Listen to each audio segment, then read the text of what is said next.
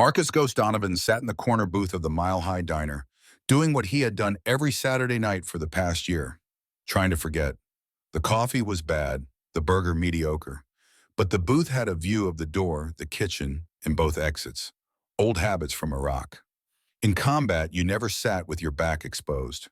At 38, Marcus looked older, the scar bisecting his left cheek, courtesy of insurgent IED Ramadi 2007, had a way of aging a man. So did the nightmares. The Hells Angels vest he wore told one story. The Purple Heart gathering dust in his apartment told another. He had joined the club after coming home from Iraq, looking for the brotherhood he had lost when his platoon scattered. Founded in Jake Roadkill Sullivan, Tank, Diesel, men who understood what Marcus could not explain to civilians. Tonight he had come here because the alternative was his empty apartment and a bottle of Jack Daniels. The diner was the lesser evil. Then he heard it. Tap. Scrape, tap, scrape. Marcus looked up from his burger. A little girl stood inside the doorway. 6 years old, thin as a wire. Her left leg was gone below the knee, the empty pant leg pinned up and swaying as she balanced on crutches too big for her arms. Her eyes swept the room like a trapped animal, looking for escape. She was not looking for her parents. She was looking for somewhere to sit. The sound of those crutches on tile. Marcus knew it. Field hospitals in Fallujah. Wounded coming in. Shrapnel injuries. IED victims. The sound of metal on tile was a sound he had hoped never to hear again. His training kicked in automatically. Assessment, physical condition, age 6, maybe 7, height approximately 3'8", weight dangerously underweight, maybe 35 pounds. Should be 50 plus, injuries visible. Left leg amputation below knee, healed scar approximately 6 to 8 months old. Additional injuries, yellow bruising on right cheekbone, 7 to 10 days old, purple marks on upper arm, fresh. 2 to 3 days. Clothing assessment, jacket denim, oversized, torn left sleeve, dirt and mud stains. Shirt pink, ribs visible through fabric. Pants one leg pinned up, unwashed. No winter coat. Temperature outside 28 degrees. Behavioral indicators, eyes scanning room like trapped animals seeking escape. Not looking for parents, looking for somewhere to sit. Muscle tension high alert, ready to flee. Gait favoring right side, crutches improperly fitted. Marcus had seen this before. Not here, not in America, but in villages outside Baghdad, in Fallujah streets. Children damaged by war, by violence, by men who should have protected them. The little girl limped toward the first booth. A family of 5. Father with his brick phone. Mother cutting pancakes. 3 kids fighting over syrup. "Excuse me," her voice barely carried. "Can I sit with you? Just for a little while?" The mother's head snapped up. Her eyes traveled down. Tangled hair, dirty jacket, the missing leg. Her face transformed. Not pity, something worse. Disgust mixed with fear. "Brian," she hissed at her husband. He looked up, face twisting. "Sorry, sweetheart. Family time. I won't bother you," the girl said quickly. "I promise. I just need to sit down. My leg hurts, and I've been walking for—" I said no. The mother pulled her children closer, like the girl carried plague. "Go find your parents. This is not appropriate." The girl's shoulders dropped. She turned away. Tap, scrape, tap, scrape. Marcus's jaw tightened, his hand resting on the table curled into a fist. "Easy. Not your fight. Not yet." Second booth. An elderly couple. Harold and wife.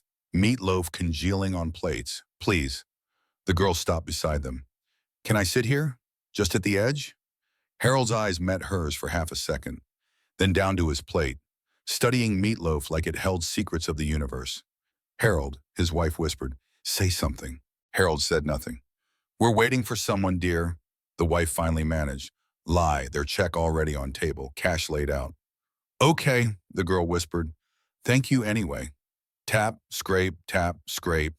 Marcus watched Harold's hands shake. The old man knew he was failing some fundamental test, knew his wife would remember this moment, chose comfort over courage anyway. Third booth, 4 women, Sunday dresses, pearl necklaces, Bibles stacked beside iced teas, fresh from evening service. The girl approached slowly. Please, her voice cracked. I just need somewhere to sit. I've been walking so long and I'm so tired. Please, I'll be good. The women exchanged looks. One of them, hair sprayed into helmet, leaned toward others, voice loud enough to carry. Where are her parents? Why is she alone? This is what happens when people don't take responsibility. Not, are you okay?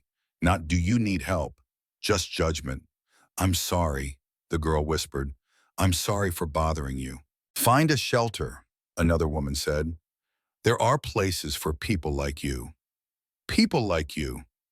Marcus's vision went red around the edges. His right hand instinctively reached for hip, where his M1911 used to ride during patrols. No gun there now, just rage. These women, with their Bibles and pearls and judgment, would not last one day in Fallujah. One day watching children with missing limbs begging for food because their parents were blown apart by artillery. But this was not Fallujah. This was America. Denver, Colorado, 2026. Supposed to be better.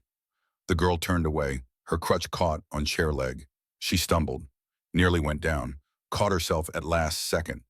Pain flashed across her face. Old pain, familiar pain. She stood frozen in middle of diner. Everyone staring, nobody helping. Then her eyes found Marcus. He watched her take him in. Leather vest, Hell's Angels patches, scar-crossing face like war paint, tattoos covering arms. Death before dishonor on left forearm, eagle on right bicep. The way he sat, coiled, dangerous. He was exactly what mothers warn children about. But those mothers had already turned her away. The girl made her choice. Tap, scrape, tap, scrape. She crossed the distance between them. Each step cost something she could not afford. She stopped at his table. Please, mister, her voice broke. Can I sit here? Everyone else said no. For 3 seconds, Marcus looked at this broken child. In her eyes, he saw Fallujah, saw children begging American soldiers for food, water, safety, saw the ones they could not save, the ones who died anyway. He had failed too many children in that desert. Not this one, not here, not tonight. Marcus pushed out the chair with his boot, voice rough from disuse. Yeah, sit down. Relief flooded her face. She moved toward chair. Her leg gave out. She wobbled. Crutches clattered to floor. Marcus was out of his seat before they stopped falling. Muscle memory, combat reflexes, caught her underarm, steadied her, lowered her gently into chair. She weighed nothing, maybe 35 pounds soaking wet, like holding a ghost. He picked up the crutches, leaned them against wall, sat back down. That's when he saw the fingerprints. Adult-sized, wrapped around her small arm. And Marcus knew. This was not over. This was just beginning. Marcus flagged down the waitress. Marie appeared, late 50s, seen at all eyes. She looked at the girl, at the bruises, at the hollow cheeks. Her expression shifted. Marie. Marcus kept his voice level. Grilled cheese, fries, hot chocolate, extra whipped cream. Keep them coming. Marie glanced at the girl again, at the way her eyes tracked food on other tables like predator watching prey. Coming right up, honey, Marie said softly. She disappeared. Marcus turned back to the girl. What's your name? The girl hesitated, like the question was a trap. Lily, I'm Marcus. When's the last time you ate, Lily? She looked down at her hands, fingers bone thin, nails dirty. I don't remember. Yesterday? She shook her head. Day before? Another shake. Marcus felt ice forming in his chest. Lily. How long? 4 days, she whispered. Maybe 5. I lose count sometimes. 4 days. A 6-year-old child had not eaten in 4 days. Marcus had gone longer. Survival training, field operations. But he was trained soldier. This was a child. Why haven't you eaten? Long silence. Then, the refrigerator has a lock on it. So do the cabinets. Victor says food costs money. He says I'm too expensive already. Victor? My stepdad. Marcus's hands resting on table curled into fists. Easy. Get information first, rage later. Where's your mom, Lily? The girl's face crumpled. She died 8 months ago. Cancer. 8 months, same age as the amputation scar. And Victor's been taking care of you since? Lily nodded. The food arrived. Golden grilled cheese. Crispy fries. Hot chocolate with mountain of whipped cream. Lily stared at it like it might vanish. Go ahead, Marcus said. It's yours. She grabbed the sandwich with both hands, bit into it like she was afraid someone would take it away, because someone always had. She ate like starving animal, shoving bites in too fast, eyes darting up every few seconds to make sure Marcus was still there, making sure he was not changing his mind. Marcus had seen this before. Oh, POWs, refugee camps, children in war zones who learned hunger as permanent condition. Never in America, never in Colorado, never 6 years old. Slow down, Marcus said gently. Nobody's taking it away. There's more coming. She slowed, barely. Lily, Marcus waited until she looked up. Those bruises on your face, on your arm, did Victor do that? She flinched. Automatic response. I fell. I fall a lot because of my leg. The crutches are hard and… Lily, firmer now. I was a soldier. I know what bruises look like. I know what falls look like. And I know what fingerprints look like. He pointed to her upper arm. Purple marks. Distinct. Unmistakable. 4 fingers and thumb wrapped around small bicep. Someone grabbed you. Hard. Recently. Was it Victor? Tears spilled down her cheeks. Please don't make me go back, she whispered. Please, I'll be good. I'll be so good. I won't eat much. I'll sleep outside. Just please don't make me go back there. Marcus's chest cracked open. Hey. He kept his voice gentle. Same voice he had used with wounded soldiers, with dying men who needed comfort in final moments. Look at me. She raised her eyes, terror in every line of her face. Nobody's making you go anywhere. You hear me? You're safe here, right now. You're safe. You don't understand. He'll find me. He always finds me. And when he does, then he'll go through me first. And trust me, Lily, he doesn't want to do that. Lily stared at him, searching for lie, for trick. Why are you helping me? You don't even know me. Because you needed help and I was here. That's reason enough. But everyone else made wrong choice. That's on them, not on you. Marcus leaned forward. Lily, I need to ask you something important. About your leg. What happened? She went very still. Her voice went flat. Mechanical? Rehearsed. There was an accident. Victor was backing up his truck in the driveway. I was playing behind it. He didn't see me. That's what he told everyone. Yes, now tell me the truth. Long silence. Then, whispered. He saw me, through the mirror. I waved at him, and he kept coming. He didn't stop. Marcus's blood turned to ice. There's more, isn't there? Lily nodded, voice barely audible. I heard him on the phone when he thought I was asleep. He was laughing. He said he took out a policy, $300,000. He said I was worth more dead than alive. He said another accident and nobody would question it. Just a crippled orphan who couldn't get out of the way fast enough. Marcus stopped breathing. Say that again. He wants to kill me, Lily said. For the insurance money. He's just waiting for the right time. I heard him say it. I wasn't supposed to hear, but I did. And now he knows I know. And that's why I ran. That's why I'm here. Because if I go back, he's going to kill me. And nobody will care. Because nobody cares about crippled orphans. Marcus stared at this broken 6-year-old girl, with her tangled hair and her missing leg and her bruises that told stories no child should ever have to tell. And something shifted inside him. Something old and hard that he had kept locked away for years. It was not rage. Rage was hot and stupid and made men do things they regretted. This was colder, cleaner, more focused. This was purpose. Lily, he said quietly, I need you to listen to me very carefully. She looked up at him, tears still streaming. You're not going back to that house.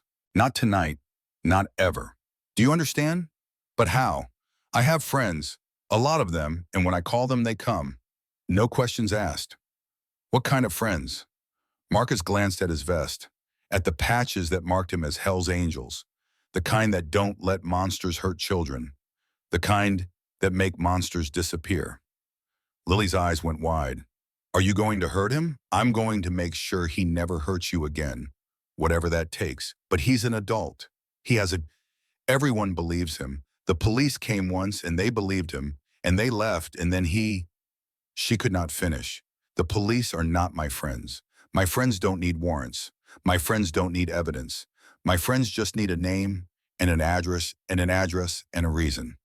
He pulled out his phone. You gave me the reason, Lily. Now give me the address. She hesitated. He'll know I told. He won't do anything ever again. I promise you.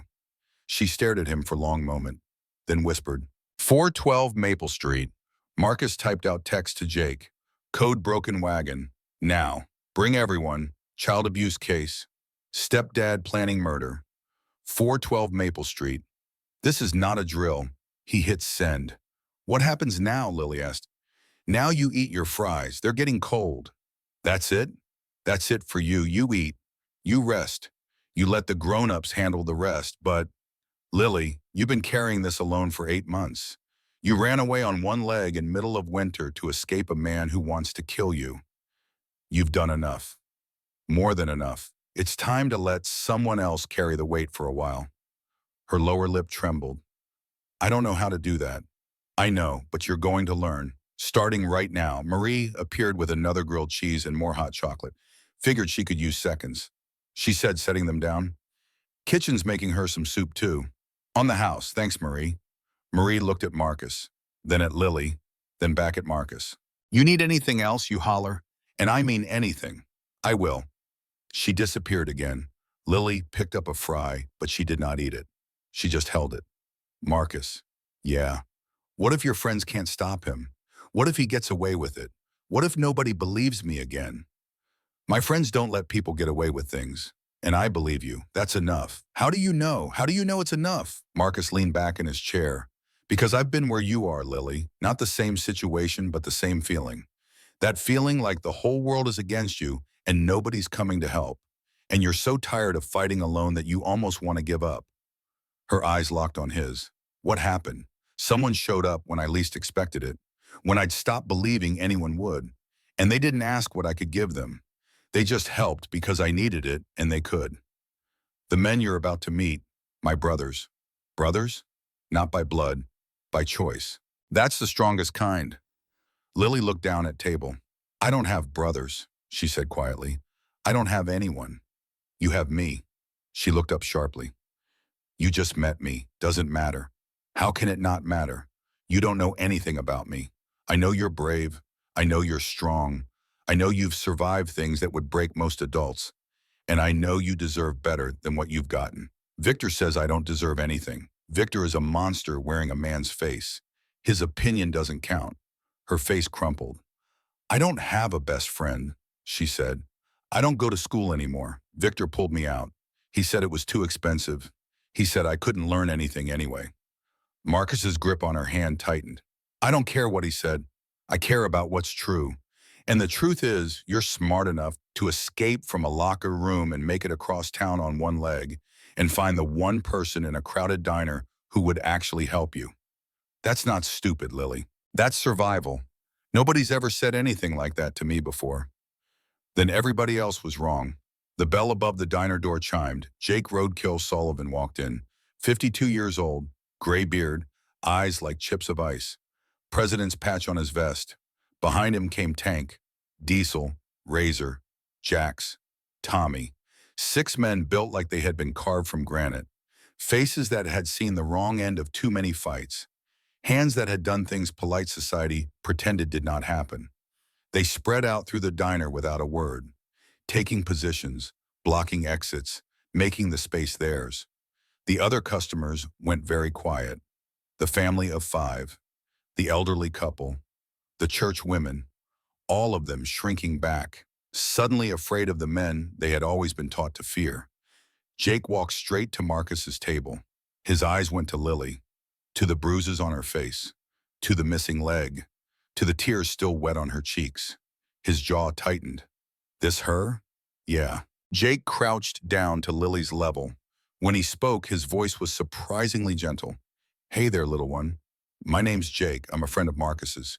He tells me you've been having a hard time. Lily looked at Marcus. He nodded. Yes, sir, she whispered.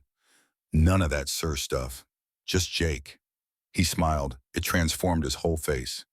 You like grilled cheese? Yes, me too. Best thing on the menu here. Marcus treat you right? He's the only one who would let me sit down. Jake's eyes went cold for just a second. Is that so? He stood up, looked around the diner. At the family, the elderly couple, the church women. A lot of good Christians in here tonight. A lot of fine, upstanding citizens. Nobody met his gaze. Funny how that works. Funny how the people who talk the most about charity and kindness are usually the first to turn away a child in need. The woman with helmet hair stood up. Now see here. Sit down. She sat. Jake turned back to Marcus. Tell me everything. Marcus told him. The starvation. 4, maybe 5 days without food. The locked room, 6 by 8 feet. Window painted black. The bruises. The fingerprints. The accident that took her leg 8 months ago. The insurance policy. $300,000. The overheard phone call about planning another accident. With each detail, Jake's expression grew darker. When Marcus finished, the diner was dead silent. 412 Maple Street, Jake said. Yeah. Jake pulled out his phone. Made a call. It's me. I need everything you can find on a Victor at 412 Maple Street, Denver.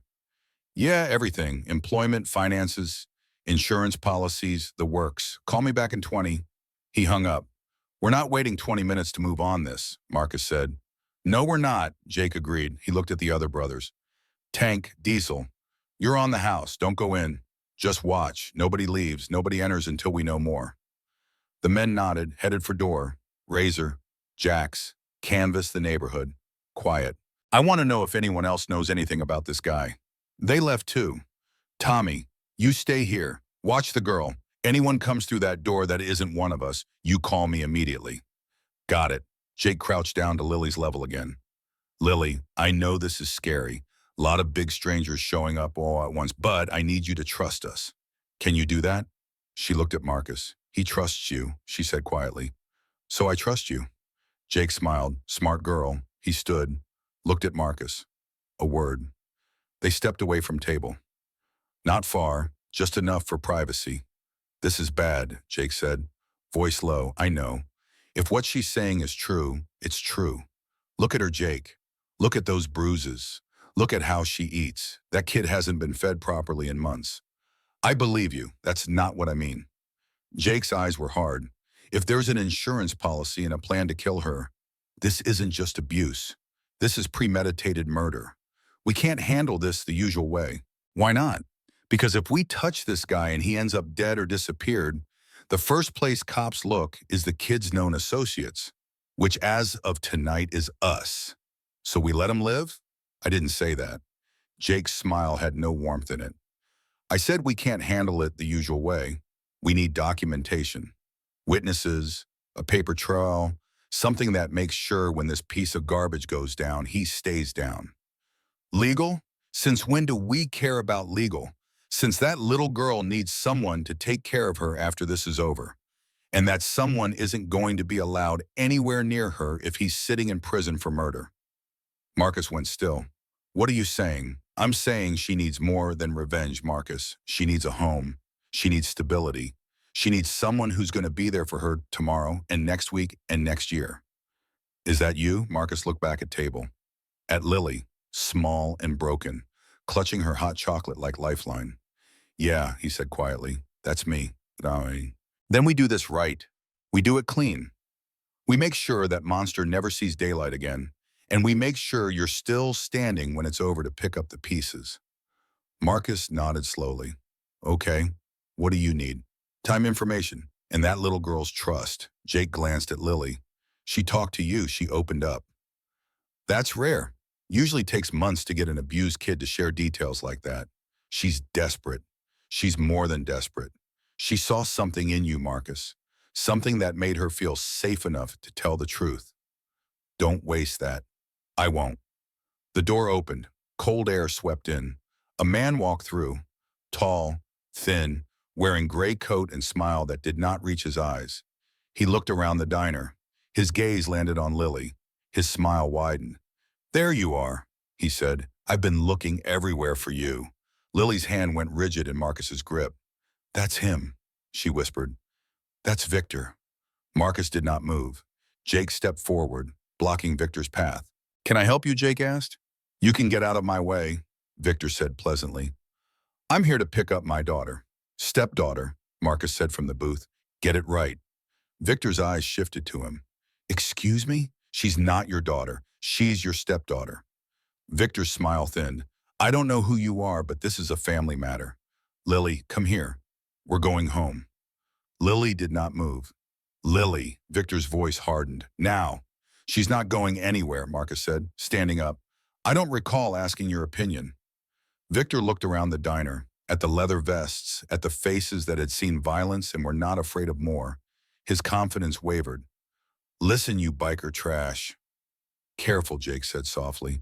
Choose your next words very carefully. Victor's pleasant mask cracked. I don't know what she told you, but whatever it is, it's not true.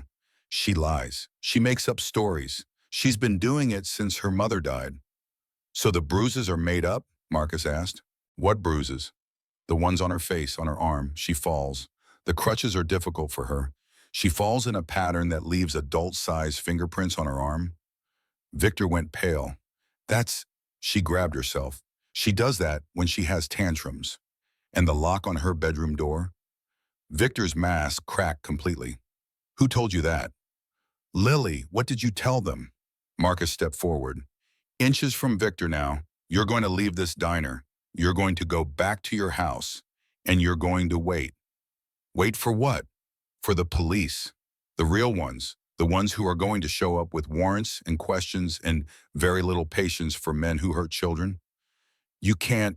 I'm done talking. Marcus grabbed Victor by the collar, shoved him toward door. Jake stepped aside just enough to let them pass. If I ever see you again, Marcus said, voice low and deadly, I won't call the police. I'll handle it myself. And trust me, Victor, you don't want me to handle it myself. He shoved Victor through door, into parking lot. Victor stumbled, caught himself, turned back. This isn't over.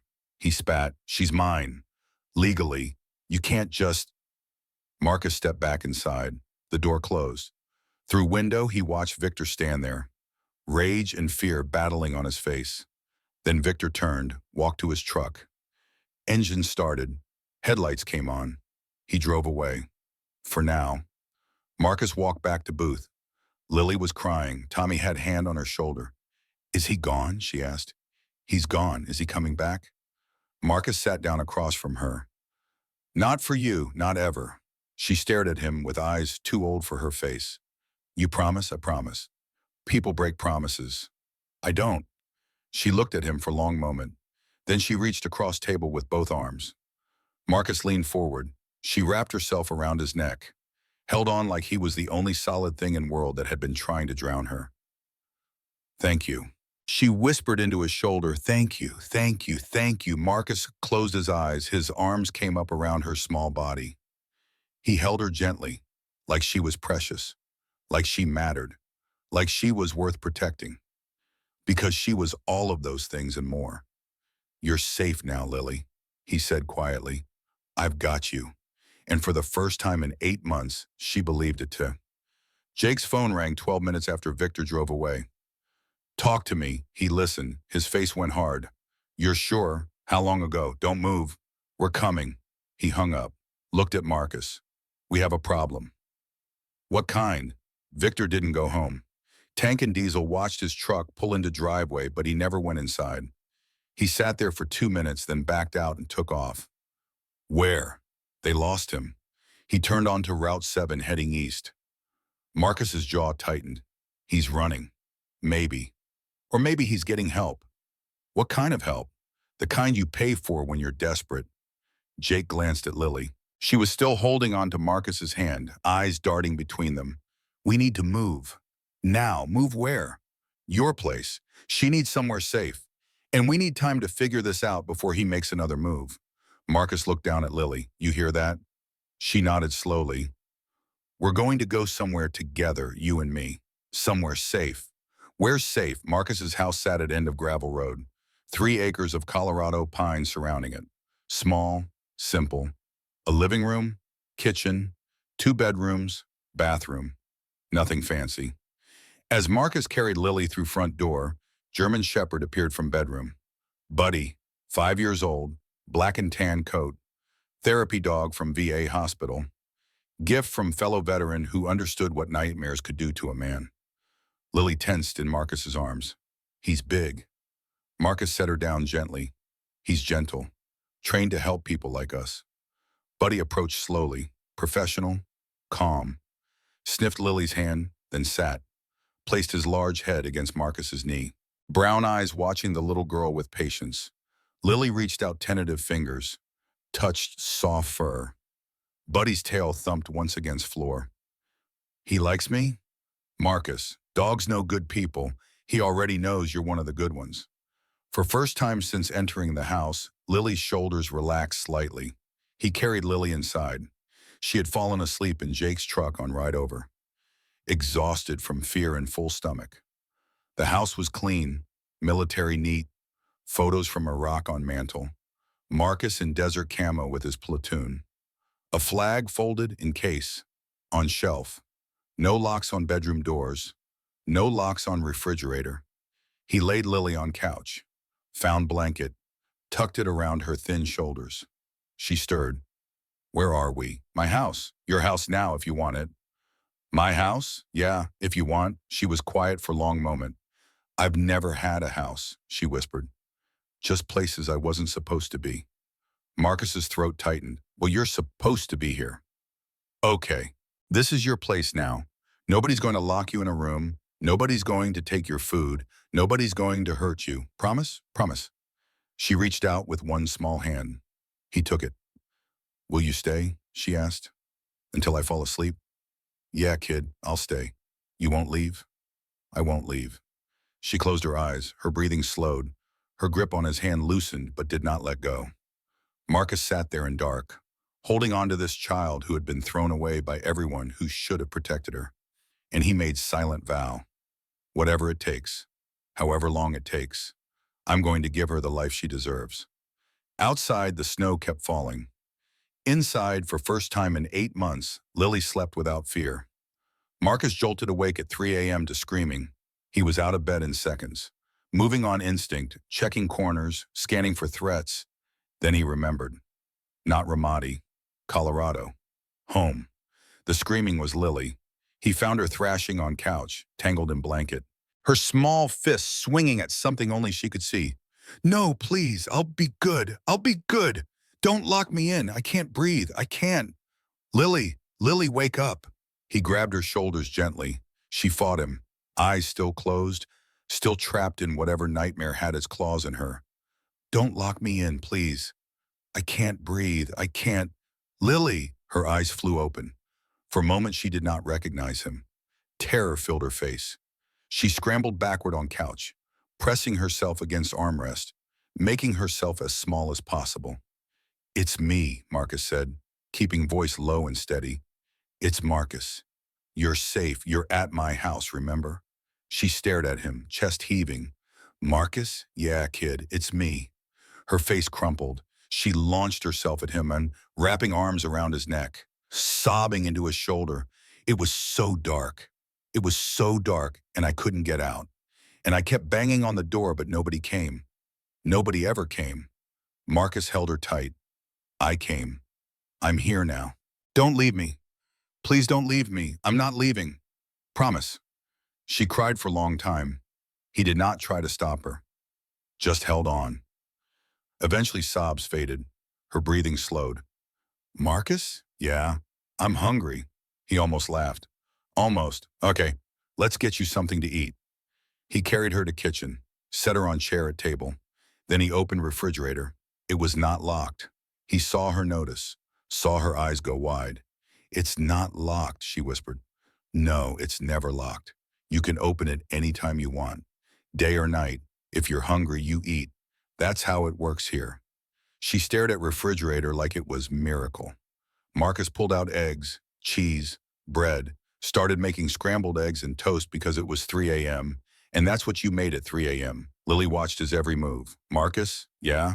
What if I eat too much? What if I use up all your food? His hands stopped moving on pan. Then I'll buy more. But what if you can't afford it? What if... Lily. He turned to face her. I'm never going to run out of food. And even if I did, I'd figure it out. You eating is not a problem. You not eating is a problem. Understand? She nodded slowly. He finished eggs, put them on plate with 2 pieces of buttered toast, set it in front of her. Go ahead. It's yours. She ate slowly this time, savoring each bite. Marcus? Yeah. Those bruises, the locked room, the accident with my leg. Victor did all of it, didn't he? Marcus sat down across from her. Yeah, kid, he did. And you believe me? I believe you. Why? Nobody else did. Because I've seen evil before Lily. I've seen what men are capable of when they think nobody's watching. And I know the difference between a lie and the truth. She was quiet for a moment. Then, what if he comes back? Then he'll have to go through me. What if he hurts you? Marcus almost smiled. I've been through worse than Victor. Trust me. What happened to you, the scar on your face? Iraq, 2007. Insurgent through IED. I got lucky. That's lucky. I'm still here, aren't I? Lily thought about that. I got hit by Victor's truck, lost my leg. I'm still here too. Yeah, you are. And you're going to stay here. Safe, fed, protected. Promise? Promise. Oh, Lily fell asleep at kitchen table. Fork still in hand, Marcus carried her back to couch, tucked her in again. His phone buzzed. Text from Jake. We need to talk. Found something. It's worse than we thought.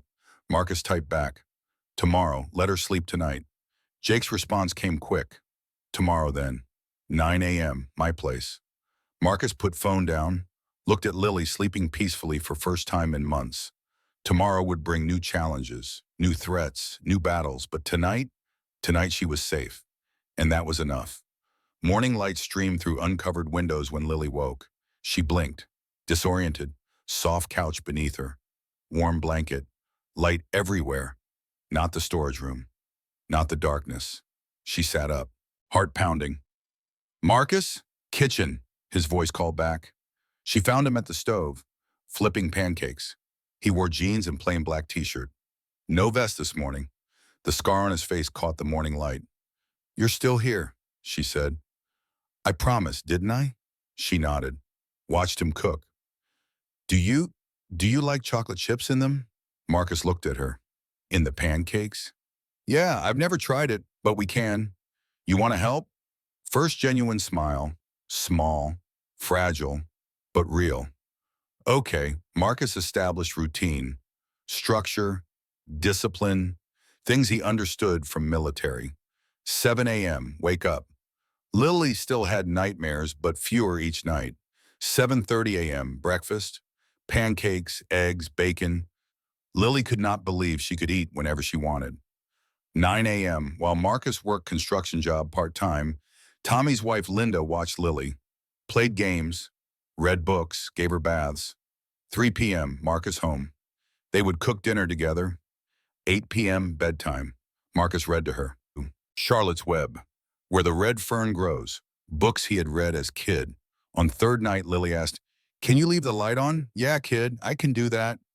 On fifth night, she did not have nightmares. On seventh night, she fell asleep holding his hand. Buddy the German Shepherd had become Lily's constant companion.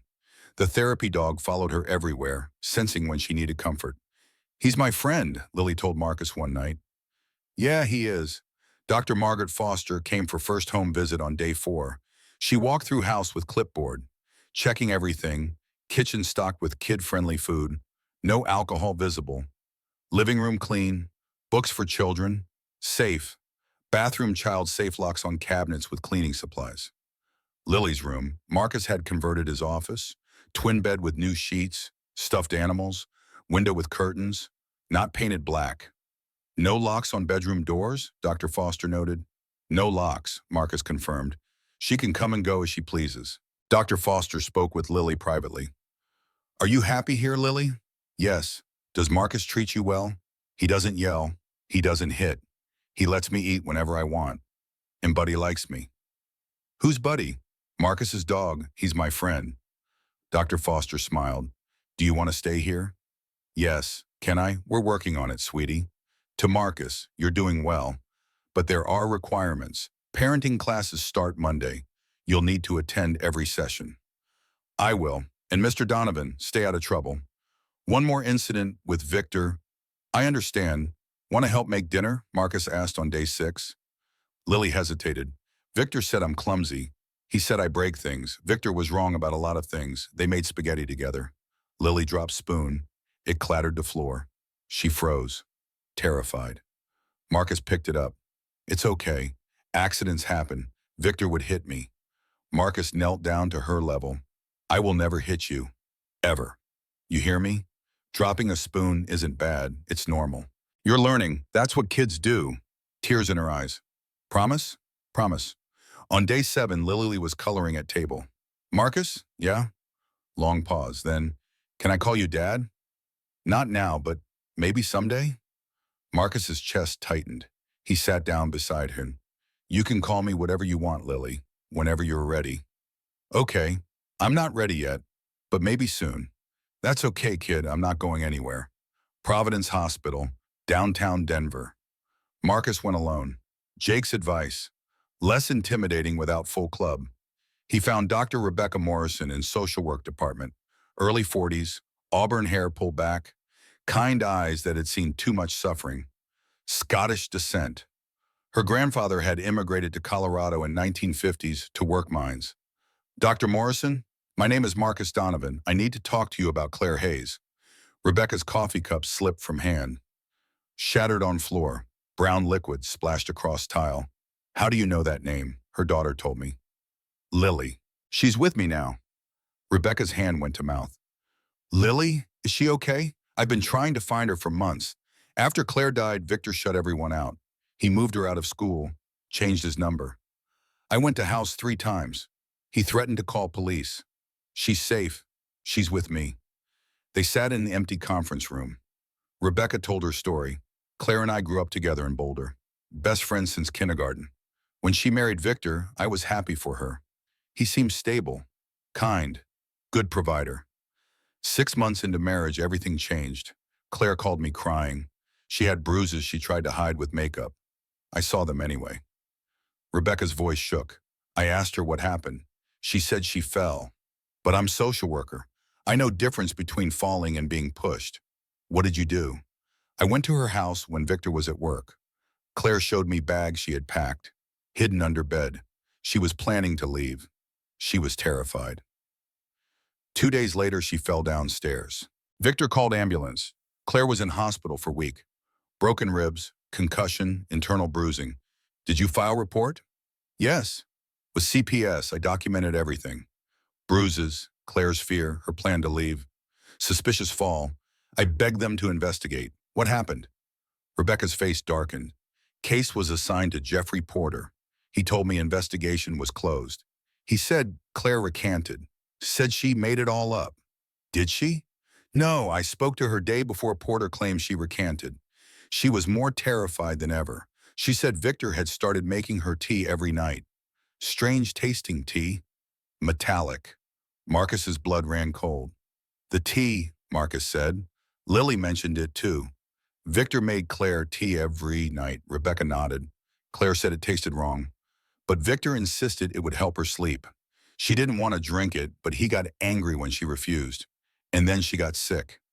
Yes, sudden, aggressive, hair falling out, nausea, organ failure. Doctors diagnosed stage 4 cancer, but it happened so fast. I'm not doctor, but I've seen cancer cases. This was different. Did Claire say anything else? About Victor? About what he was buying? Rebecca closed eyes, remembering. Yes, week before she fell, she found receipt, some chemical. She didn't know what it was for. Something, thallium? I didn't know what that meant at the time. Thallium sulfate, Marcus said. It's poison, odorless, tasteless, causes symptoms that look exactly like cancer. Rebecca's face went white. Oh my God, he didn't just abuse her. He murdered her. Yes, and he tried to make it look natural, but why? Why would he? Rebecca stopped. Understanding dawned. Money, insurance. Claire had life insurance policy. It paid out after she died. Now Victor has one on Lily, $300,000. He's planning to kill her too. I need you to testify, Marcus said. About report you filed. About what Claire told you. About Porter burying case, all of it. Rebecca's hands shook. If I do this, I could lose my job. If I accuse CPS caseworker of covering up abuse. If you don't, Victor walks, and next kid won't be as lucky as Lily. Long silence. When do you need me? Court date is in 10 days. A DA, Rachel Thompson, is handling prosecution. Rebecca nodded slowly. Okay, I'll be there. I owe it to Claire. And to Lily. Thank you. Rebecca looked at him. Marcus, take care of her. Lily, she deserves better than what she got. I know. That's what I'm trying to give her. As Marcus was leaving, Rebecca called out, Marcus, there's something else. He turned back. Jeffrey Porter, the caseworker who buried my report. He's not working alone. Someone higher up protected him. Someone with power. Be careful. I will. And Marcus? Victor knows people too. He's been at Western Life for 10 years. He has connections. This won't be easy. Nothing worth doing ever is. Downtown Denver, District Attorney's Office. Marcus entered cramped rooms stacked with case files. ADA Rachel Thompson stood when he entered. 35. Sharp-eyed, exhausted. Blonde hair pulled back in severe bun. English descent.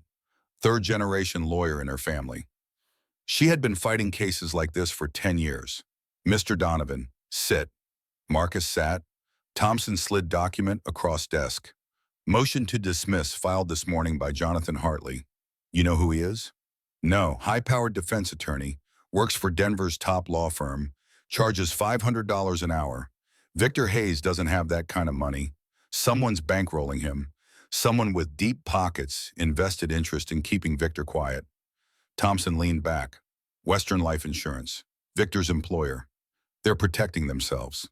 Thompson opened motion. Read aloud. Hartley argues. 1. Evidence obtained illegally. Claims you broke into Victor's house without warrant. I didn't break in. The police?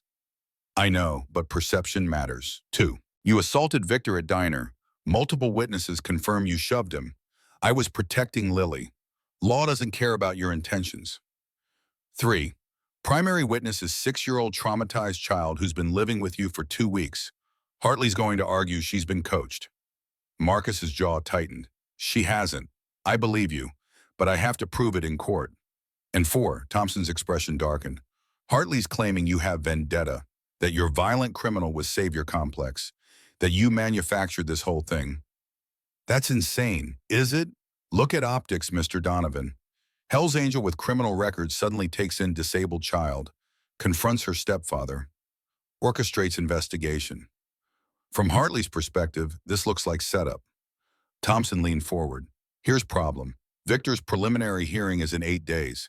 If we don't have solid, unimpeachable evidence by then, evidence that can't be challenged, he could get bail. Bail for attempted murder?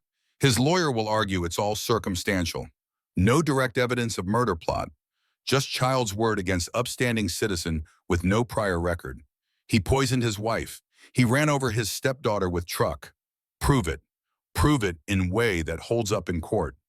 Marcus forced himself to stay calm. What do we need? 3 things. Medical evidence, proof Claire was poisoned, multiple witnesses, not just Lily's testimony. And paper trail, insurance documents, financial motive. Pattern of behavior. Claire was cremated, Marcus said. No body to exhume. Hospital might have blood samples.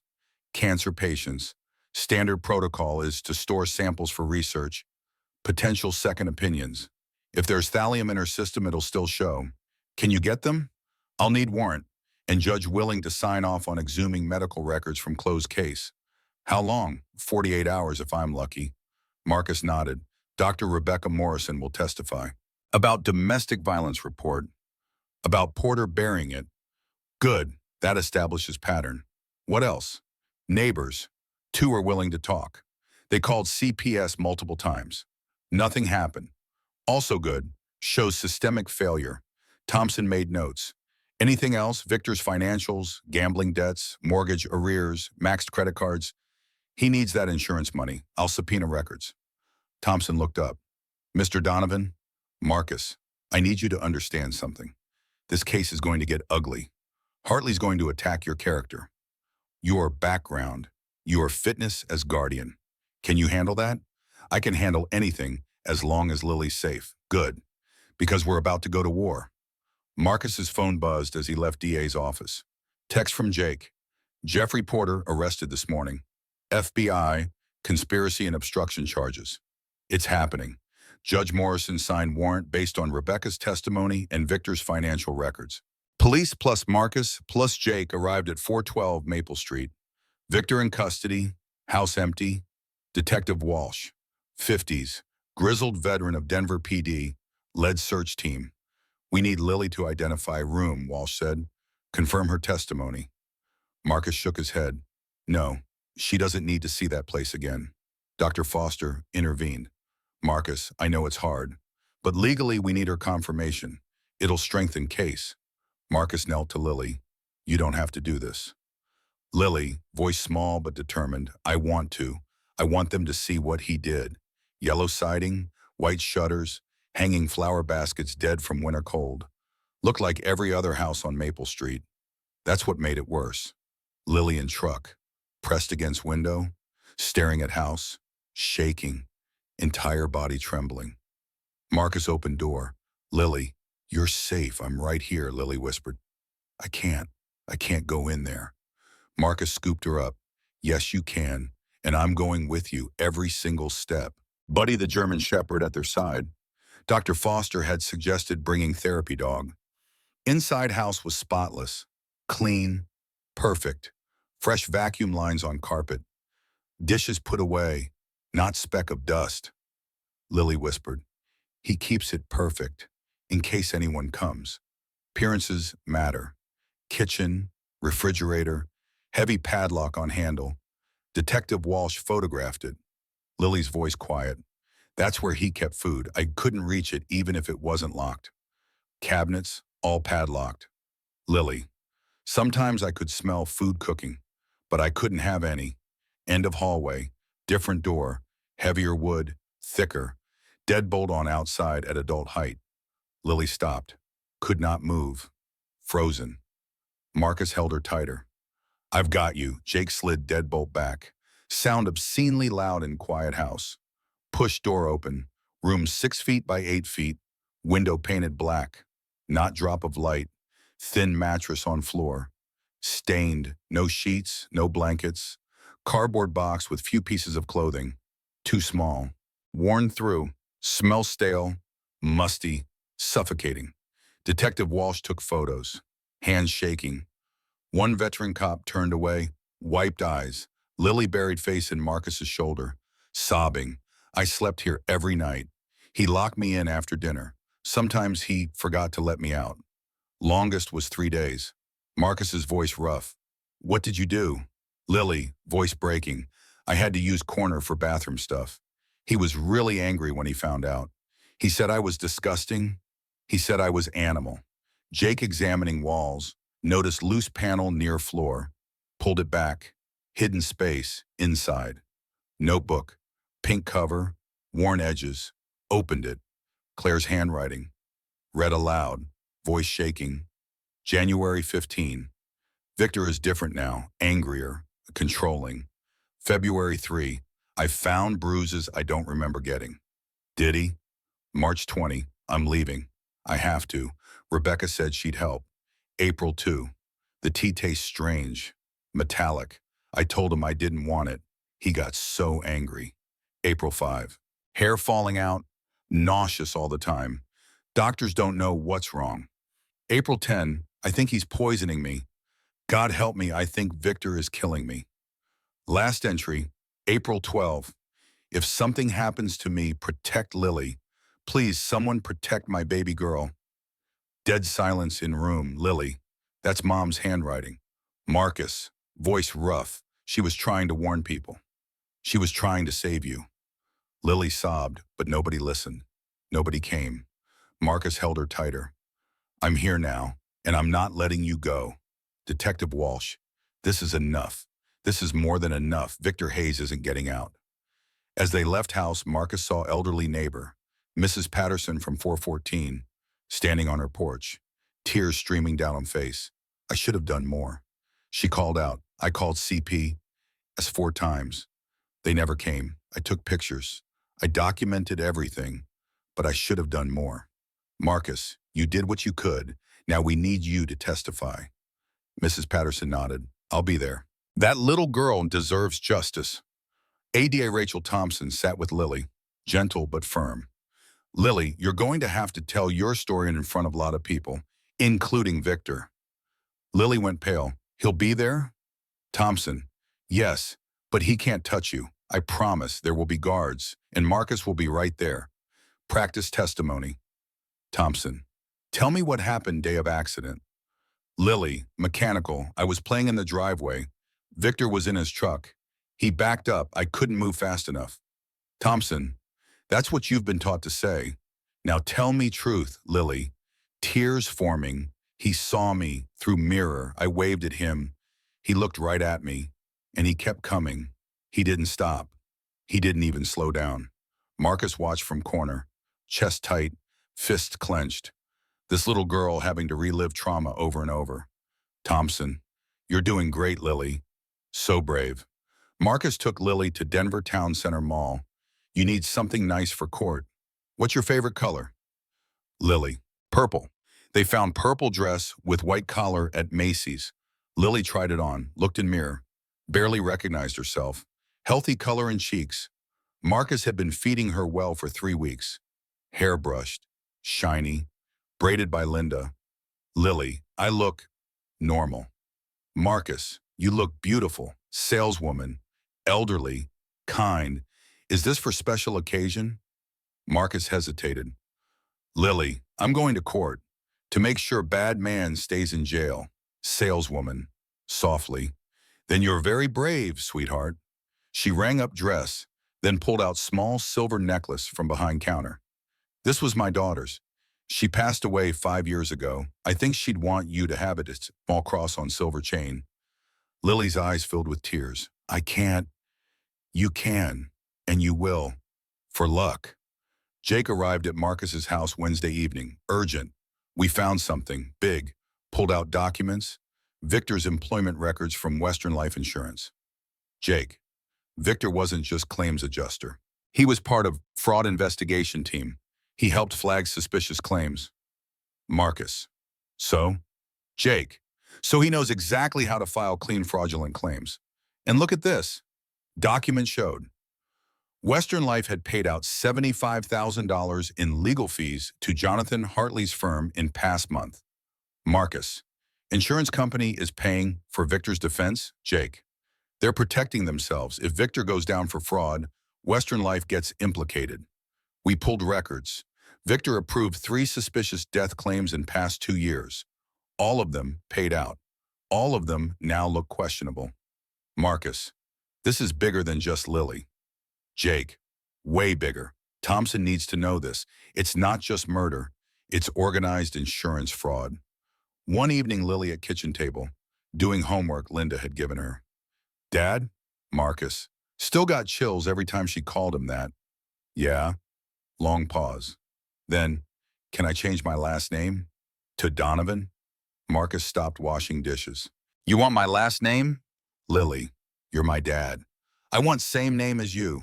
I want to be Lily Donovan. Marcus knelt beside her. Are you sure? Hayes is your mom's name too. You don't have to. Lily, Mom would understand. She'd want me to be happy, and I'm happy being your daughter. Marcus's throat tightened. Lily Donovan. I like sound of that. Lily grinned. Me too. Lily could not sleep night before court. Marcus found her at 2 a.m. sitting by window, looking at stars. Marcus, what are you thinking about? Lily, Mom, I wonder if she can see me, if she knows I'm okay now. Marcus sat beside her. I think she does, and I think she's proud of you. Lily, for what? Marcus, for being brave, for surviving, for finding me. Lily leaned against him. I'm scared about tomorrow. Marcus, me too, kiddo. Lily, really? You're never scared. Marcus, I'm terrified, but I'll be right there with you every single second. Pause. Lily, Marcus? Marcus, yeah. Lily, whisper. Can I call you Dad now? Not tomorrow, but now? Marcus's throat tightened. Yeah, kid, you can call me Dad. Lily smiled through tears. Okay, Dad. First time she had said it, and Marcus knew. No matter what happened in court tomorrow, he had already won only thing that mattered. Outside, winter wind howled through pines. Inside, father and daughter sat together, watching stars, waiting for dawn. Tomorrow would bring judge and jury, lawyers and testimony, truth and lies. But tonight they had each other, and that was enough. Denver County Courthouse stood like monument to justice in morning light. Marcus and Lily arrived at 8:30 a.m. Lily in purple dress, hair braided, silver cross necklace from saleswoman. She gripped Marcus's hand so tight it hurt. Hell's Angels filled courthouse hallway. Jake, Tank, Diesel, Razor, Jax, Tommy, plus 15 others from Denver and Colorado Springs chapters, all in leather vests, respectful, silent. Security guards nervous but did not interfere. Jake had called ahead, explained situation. Lily looked at them. They all came? Marcus, their family. Family shows up. News crews outside. Channel 7, Channel 9, Denver Post reporter. This case had blown up. Social media hashtag justice for Lily trending in Colorado. Inside courtroom, Judge Rebecca Torres, 55. Steel gray hair, sharp eyes that had seen every lie ever told. Prosecution table, ADA Rachel Thompson, Dr. Rebecca Morrison, Mrs. Patterson from next door, Mr. Reeves from 4008 Maple Street. Defense table, Victor in clean-shaven face, navy suit, fake concerned expression, Jonathan Hartley beside him, designer gray suit, $500 haircut. Victor's eyes found Lily. He smiled, cold, threatening, possessive. Lily whimpered, pressed closer to Marcus. Marcus, loud enough for Victor to hear. Don't look at him. He can't touch you. Not anymore. Hartley stood, confident swagger. Your Honor, my client has been victim of coordinated campaign of harassment and character assassination. So-called evidence in this case was obtained through questionable means by individuals with criminal backgrounds. He pointed at Marcus. This man, Marcus Donovan, is member of Hell's Angels Motorcycle Club, organization with documented criminal ties. He physically assaulted my client at public diner. Multiple witnesses will testify. Furthermore, primary witness is 6-year-old traumatized child who has been living with her alleged abuser's attacker for 3 weeks. How can we trust her testimony hasn't been coached? How can we believe anything she says when she's been under influence of man with clear bias and criminal history? Courtroom murmured. Lily's hand trembled in Marcus's. My client is grieving widower who lost his wife to cancer 8 months ago. He's been doing his best to care for special needs child with behavioral issues, child who requires round-the-clock supervision, child who has made false accusations in past. We ask that all charges be dismissed and that Mr. Donovan be investigated for kidnapping, witness tampering, and assault. A. Rachel Thompson stood slowly, deliberately. Your Honor, I'd like to respond with evidence that came to light this morning. Hartley's smile flickered. Thompson held up document.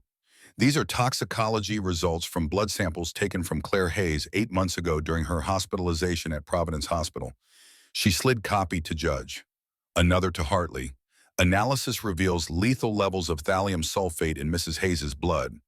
Courtroom erupted. Thompson continued over noise. Thallium is heavy metal poison that mimics cancer symptoms. Hair loss, nausea, organ failure.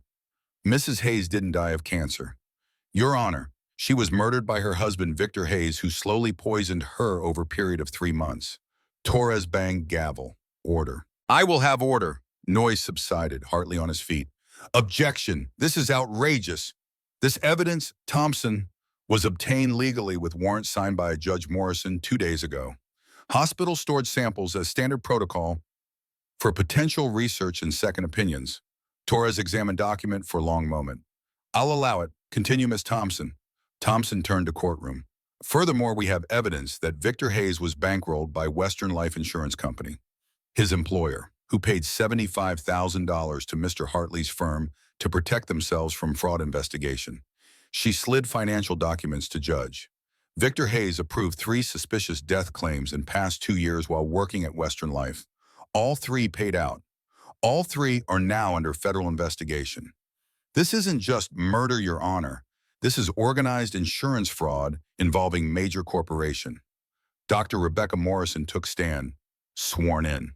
Thompson. Dr. Morrison, how did you know Claire Hayes? Rebecca. We grew up together in Boulder. Best friends since kindergarten. John. Thompson. Did Claire ever express fear of her husband? Rebecca. Yes. 6 months before she died, she called me crying. She showed me bruises. She was planning to leave him. Thompson. What happened? Rebecca. 2 days later, she fell downstairs, or that's what Victor claimed, but I saw injuries. They weren't consistent with fall. Thompson. Did you file report? Rebecca. Yes. With Child Protective Services, I documented everything. Bruises, Claire's fear, her plan to leave, suspicious injuries, strange tasting tea Victor was making her drink. Thompson. What happened to that report? Rebecca. It was assigned to caseworker named Jeffrey Porter. He told me investigation was closed. Said Claire recanted. Thompson. Had she? Rebecca. No. I spoke to her day before Porter claimed she recanted. She was more terrified than ever. She told me she thought Victor was poisoning her. Thompson. What happened to Jeffrey Porter? Rebecca. He was arrested last week by FBI on federal charges of obstruction of justice and conspiracy to commit fraud. Jury looked at Victor with disgust.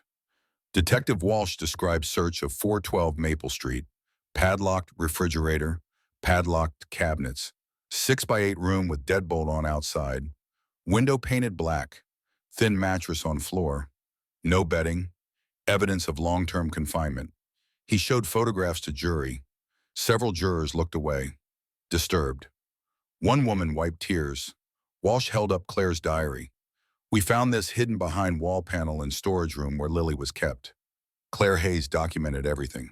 Abuse, poisoning symptoms, her suspicion that Victor was killing her. He read final entry aloud. If something happens to me, protect Lily. Please, someone protect my baby girl. Dead silence in courtroom. Walsh. Claire Hayes tried to protect her daughter from beyond grave. System failed her. We're not failing Lily. Torres. Court will take 15-minute recess before we hear from child witness. Marcus to Lily.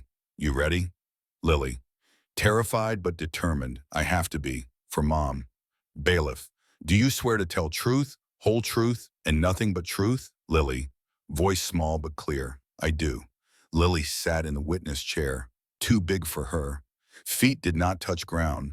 She saw Victor at defense table. He was staring, smiling that cold smile. Lily looked away, found Marcus in gallery. He nodded. You've got this. Thompson approached gently, knelt to Lily's eye level. Lily, I know this is scary. Just tell us what happened, okay? Lily nodded. Thompson, how did Victor treat you after your mom died? Lily, he was mean. He hit me. He locked me in room. He didn't let me eat. Thompson, how long did this go on?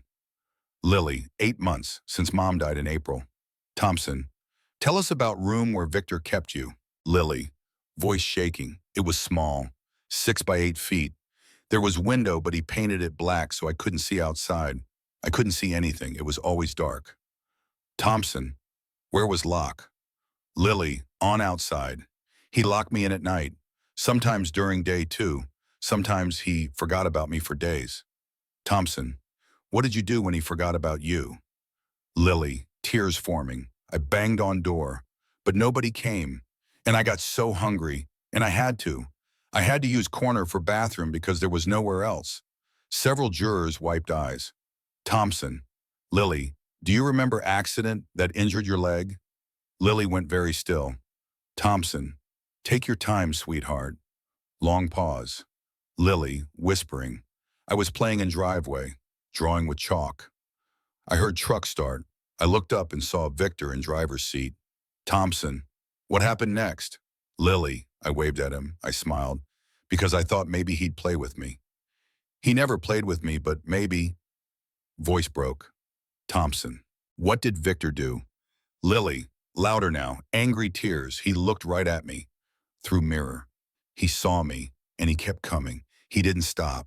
He didn't slow down. Truck hit me, and I couldn't feel my leg anymore, and there was so much blood. She broke down, sobbing. Torres, do we need recess? Lily, wiping eyes. Number one, I want to finish. I want everyone to know what he did. Thompson, you're very brave, Lily. Just few more questions. Did you ever hear Victor talking about insurance? Lily, yes. One night I was supposed to be asleep in dark room, but I heard him on phone. He was in kitchen. I could hear through door. Thompson, what did he say? Lily, he was laughing. He said he took out policy, $300,000. He said I was worth more dead than alive. He said he just needed to wait for right time. Make it look like another accident. Gasps from gallery. Thompson, did Victor know you heard this? Lily, I don't think so. Not at first, but later. Later, he looked at me different, like he knew. And that's when I got really scared. That's when I knew I had to run. Thompson, so you ran away? Lily, yes. I waited until he went to store. I took my crutches and I left. I walked for 3 hours. My leg hurt so bad. But I kept going because I knew if I stayed, he would kill me. Thompson, no further questions, Your Honor. Hartley approached carefully, trying to look sympathetic. Lily, you've been living with Mr. Donovan for 3 weeks now, correct? Lily, yes, sir. Hartley, and he's been very nice to you, hasn't he? Lily, he's been kind. He doesn't hurt me. Hartley, has Mr. Donovan told you what to say today? Lily, firm, angry, no. He told me to tell the truth, and that's what I'm doing. Hartley, but you like Mr. Donovan very much. You want to stay with him. So maybe you're exaggerating about Victor to make sure. Lily stood up in witness chair, voice loud and clear. He locked me in dark room. He ran over me with his truck. He wanted to kill me for money. I'm not making anything up. Courtroom erupted in applause. Torres banged gavel, but she was smiling slightly. Hartley backed off. No further questions, Your Honor. As Lily stepped down, she turned to face Victor directly for first time. Victor was staring at her, hatred clear on his face. Lily did not flinch. You killed my mom, she said, voice steady. And you tried to kill me, but I'm still here, and you're going to jail forever. Victor jumped up. You little... Bailiffs grabbed him, forced him back into seat. Victor screaming. This is wrong. She's lying. That crippled little brat is lying about everything. I never... Torres, remove defendant, now. Bailiffs dragged Victor out, still screaming threats. His voice echoed down hallway. This isn't over. I'll get out. I'll find you both. Lily ran to Marcus. He caught her, held her tight. You were so brave. So brave. Lily buried face in his shoulder. Is it really over, Dad? Marcus, voice thick. Yeah, kid, it's really over. Jury deliberation, 3 hours. Marcus paced courthouse hallway. Jake, calm down. We won. Marcus, it's not over till it's over. Lily sat with Dr. Foster, coloring in coloring book, trying to distract herself. Hell's Angels lined hallway. Silent guardians. 4 p.m., jury returned. Everyone filed back into courtroom. Victor brought back in. Hands cuffed now, 2 guards on either side. Foreman stood. Elderly man, grandfather of 6, Torres. Has jury reached verdict? Foreman. We have your honor. On charge of first-degree murder in death of Claire Hayes. Guilty. On charge of attempted murder of Lily Hayes. Guilty. On charge of child abuse and endangerment. Guilty. On charge of insurance fraud. Guilty. Courtroom erupted in cheers. Hell's Angels on their feet. Clapping. News cameras recording everything. Lily's face, relief, disbelief, joy mixed with tears. She looked at Marcus. He's going to jail? Marcus, forever kid. Forever. Torres banged gavel, waited for silence, looked at Victor with undisguised disgust. Mr. Hayes, in my 30 years on bench, I have never seen evil quite like yours. You murdered your wife through slow poisoning. You deliberately ran over your 6-year-old stepdaughter with truck, amputating her leg. You locked her in windowless room for 8 months, starving her, abusing her, planning to murder her for insurance money. Victor tried to interrupt. Torres silenced him with look. You are sentenced to life in prison without possibility of parole on first-degree murder charge. plus additional 25 years for attempted murder to run consecutively, plus 10 years for child abuse, plus 5 years for fraud. You will die in prison, Mr. Boyce, and I hope every single day of your remaining life is filled with same fear and darkness you inflicted on that little girl. Victor screamed, "This isn't fair. This isn't justice. That little... I'll appeal. I'll get out. And when I do, Torres, and for contempt of court additional year." Bailiffs removed this man from my courtroom. As they dragged Victor away, he was still screaming. Lily did not watch. She was hugging Marcus, crying into his shoulder. Torres continued, "Furthermore, this case has exposed catastrophic failures in our child protective services system. Claire Hayes filed for help. Neighbors called repeatedly. Dr. Morrison filed detailed reports, and system failed them at every turn. Jeffrey Porter has been arrested and will face federal charges. But he's not only one. I am ordering comprehensive review of CPS protocols in Denver County. I am demanding resignation of CPS Director Michael Sullivan for gross negligence. And I am establishing special task force to review every case Porter handled in past 5 years. Claire Hayes and Lily Hayes deserve better. Every child in this county deserves better." That ends today. Standing ovation in courtroom. Torres. Finally, as for matter of permanent guardianship of Lily Hayes, Marcus held his breath. Torres. "Mr. Donovan, I've reviewed your application. You have criminal record. You're member of motorcycle club that law enforcement has concerns about." Marcus's heart sank. Torres. "But you're also man who saved this child when everyone else turned away. You're man who fought for her when system failed. You're man who showed her what family really means." She looked at Lily. "Sweetie, do you want to live with Mr. Donovan?" Lily, standing up, voice loud and clear. "Yes, he's my dad. He's the only person who ever treated me like I mattered. I love him, and I want to stay with him forever." Torres smiled, genuine, warm. "Given exceptional circumstances of this case, I am granting permanent legal guardianship of Lily Hayes to Marcus Donovan, effective immediately. Mr. Donovan, congratulations. You're officially father." Courtroom erupted again. Marcus could not speak, could not breathe. Lily threw arms around his neck. "I get to stay. I get to stay with you." Marcus, voice cracking. "Yeah, kid. For as long as we both live, that's my promise." As they left courthouse, reporters swarmed.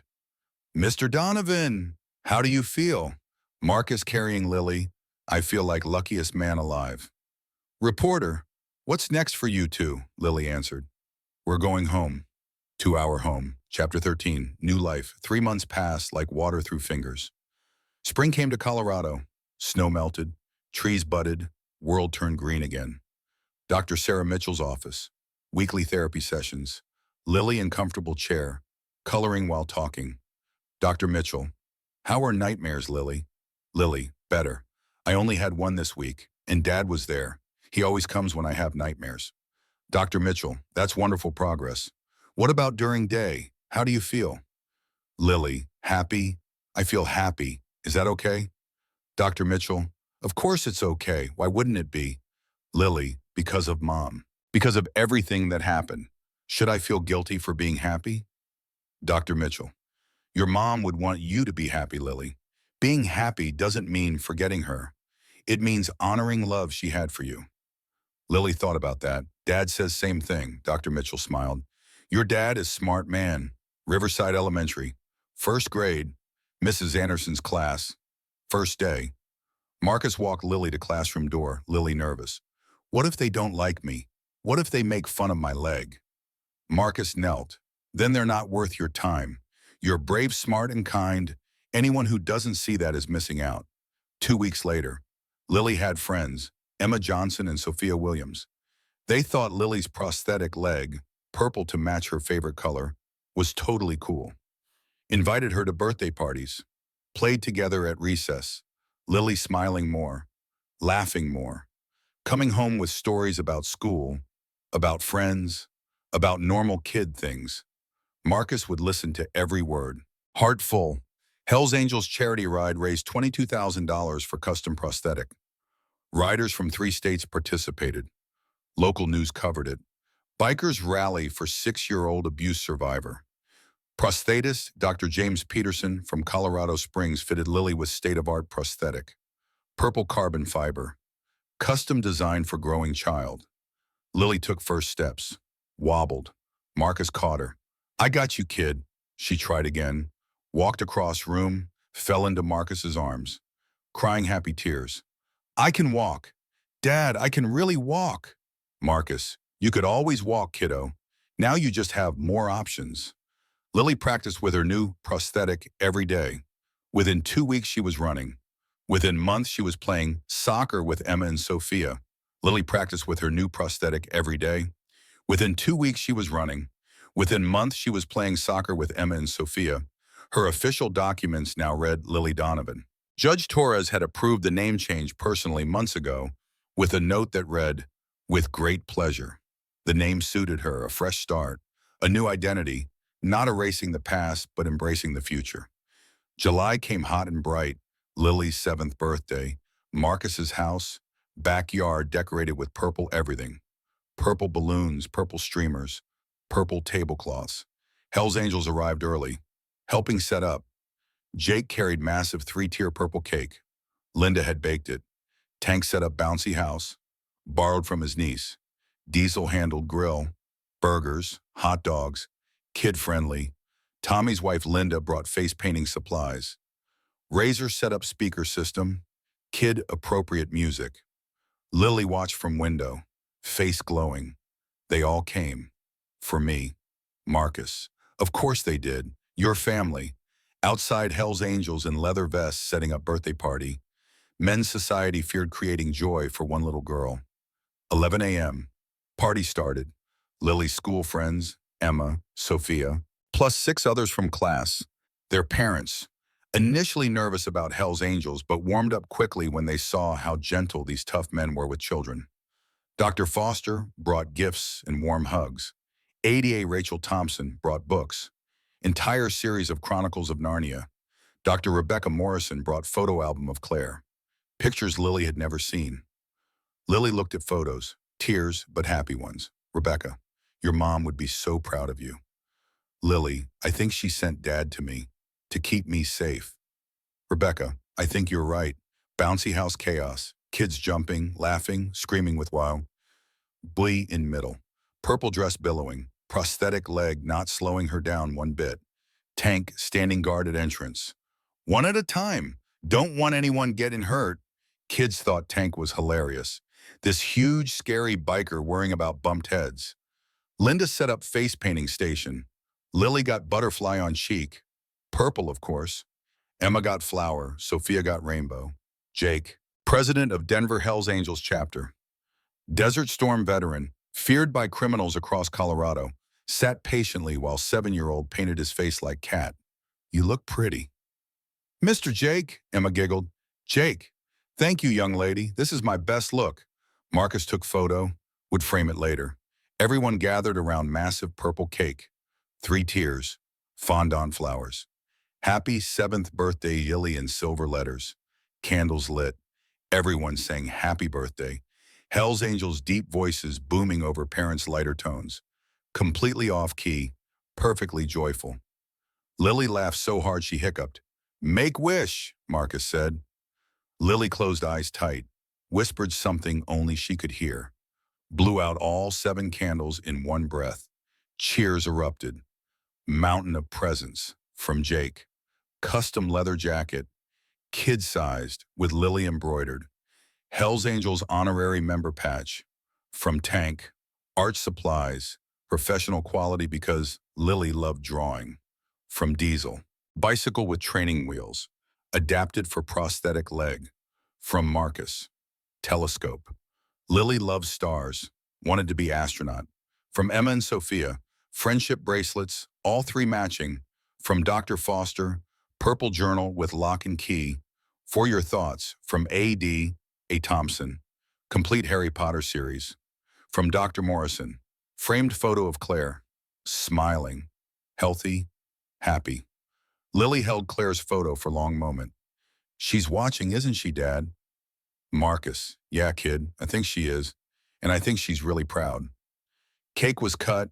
Ice cream served. Games played. Musical chairs, pintail on donkey, three-legged race that Lily won with Emma as partner. Hell's Angels cheering loudest of all. Diesel won hot dog eating contest. Ate 7 in 5 minutes. Kids were amazed. How did you do that, Mr. Diesel? Diesel, practice little man, lots of practice. Afternoon wore on. Sun moved across sky. Laughter filled air. Joy everywhere. This was what childhood should be. What Lily deserved. What she had been denied for so long. But not anymore. Not ever again. Guests started leaving around 6 p.m. Thank yous and hugs. Promises to do it again next year. Parents shaking Marcus's hand, thanking him for inviting their kids. One father, military background, pulled Marcus aside. I want you to know what you did, taking her in, fighting for her. That takes real courage. Marcus, I just did what anyone should have done. Father, but most people don't. That's what makes it special. Last guest left, Marcus and Lily sat on porch swing, watching sun set over Rockies. Buddy the German Shepherd at their feet. Purple balloons still floating in yard. Lily. Dad? Marcus. Yeah? Lily. This was best birthday ever. Marcus. Just wait until next year. Lily. Can we do it again? Same people? Same cake? Marcus. Every year, kiddo, for as long as you want. Lily leaned against him. Always then, every single year. Long, comfortable silence. Fireflies beginning to appear. First stars coming out. Lily. I had dream about Mom last night. Marcus. Yeah? Lily. She was smiling. She said thank you.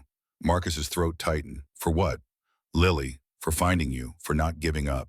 She said she knew you'd keep me safe. Marcus pulled her closer. She was right. Lily. Do you think she's happy where she is? Marcus. I think she's at peace because she knows you're safe. You're loved. You're going to be okay. Lily. Because of you, Marcus. Because you didn't give up. Because you kept fighting. Because you found your way to me. They watched stars come out one by one, sky turning from blue to purple to black. Lily. Dad, remember that night at diner? When everyone said no? Marcus. I remember. Lily. Why did you say yes? Marcus thought about it. Really thought. Because someone needed help. And I could give it. That's all reason anyone should ever need. Lily. The lady at school. Mrs. Anderson. She said they're saying, be person you needed when you were younger. Is that what you did? Marcus's eyes burned. Yeah, kid, I guess it is. Lily. Then I want to do that too. When I grow up, I want to help kids who need help. Marcus, you will? You're already bravest person I know. Lily smiled, snuggled closer. Night fell completely now. Stars brilliant overhead, cool breeze through pines. Perfect moment, perfect peace, Marcus. Time for bed, kiddo. Lily, 5 more minutes. Marcus, 5 more minutes. They sat in comfortable silence. Father and daughter, not by blood, but by choice, by single words spoken in crowded diner, by promise kept. Marcus looked at his daughter, no longer hollow-eyed, starving, terrified, healthy, laughing, thriving, whole. He thought about that night in diner, tap, scrape, little girl begging for place to sit. Everyone else had said no. He had said yes. One word, one choice, changed everything. In Iraq, Marcus had fought for his country, for freedom, for principles larger than himself. But this little girl in his arms, this was what he had really been fighting for. Chance for children to grow up safe, to have birthdays, to have families, to have futures. He had failed to save children in Ramadi, ones caught in crossfire, ones who tit before help could arrive. But he had saved this one. And maybe that was enough. Maybe that was everything. Lily, Marcus, yeah? She closed her eyes, drifting towards sleep. Marcus held her, watching stars, thinking about long road that had brought them here. War and loss, pain and darkness, mistakes and regrets, but also courage, hope, redemption, second chances. Lily, I love you. Marcus, voice rough, I love you too, kiddo. Lily, you'll never leave me, right? Marcus, never. That's a promise I'll keep until my last breath. She smiled, snuggled closer against his chest. They sat together watching stars emerge one by one, sky turning from blue to purple to black. Cool breeze through pines, Fireflies beginning to dance.